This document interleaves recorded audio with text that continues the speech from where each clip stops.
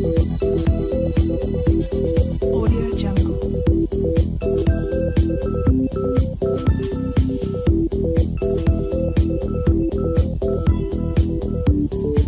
Audio Jungle. Audio Jungle.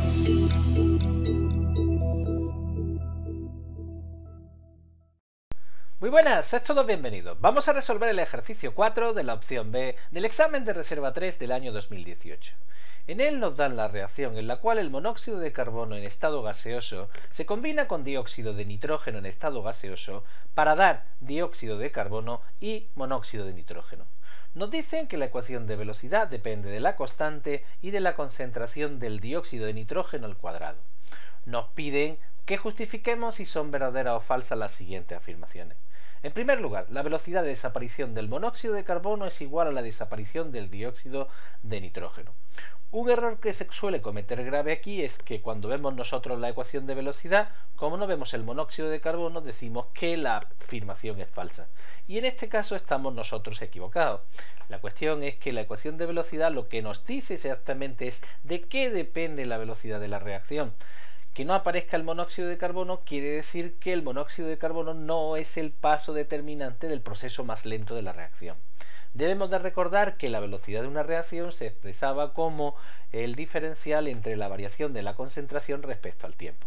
Para los reactivos en este caso, fijaros, tanto el monóxido de carbono como el dióxido de nitrógeno desaparecen con la misma velocidad. Sin embargo, de la ecuación de velocidad lo que decidimos o lo que deducimos es que el reactivo que interviene en el proceso más lento es el dióxido de nitrógeno. A continuación nos dicen que la velocidad de la reacción no depende de la temperatura, la constante de velocidad. Y nosotros volvemos a concluir que este proceso también es falso. La constante de velocidad siempre depende de la temperatura, puesto que a mayor velocidad mayor será el número de partículas que superan esa energía de activación. Así es como nosotros debemos de recordar la constante de Arrhenius para las reacciones. Fijaros que nos aparece aquí la energía de activación y la temperatura. A mayor temperatura, ¿vale?, mayor número de partículas tendremos que superan esa energía de activación y por tanto el valor de la constante de velocidad será mayor. Finalmente nos dicen que el orden total de la reacción es 1. Nosotros tenemos que recordar que el orden de una reacción no depende de los coeficientes estequiométricos, sino de unos valores a los cuales están elevados las concentraciones, valores que se llaman órdenes, ¿vale?, parciales para cada una de las sustancias y que son unos valores que se obtienen de forma experimental.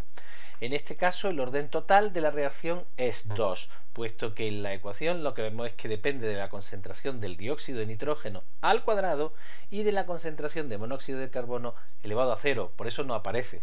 Fijaros que el monóxido de carbono no interviene en el proceso lento de esta reacción y por eso nosotros podemos decir que el orden de reacción es 2 para el dióxido de nitrógeno y 0 para el monóxido de carbono. Y con esto tenemos terminada esta cuestión. Espero que os haya sido de utilidad. Nos vemos en el siguiente ejercicio. Venga, mucho ánimo.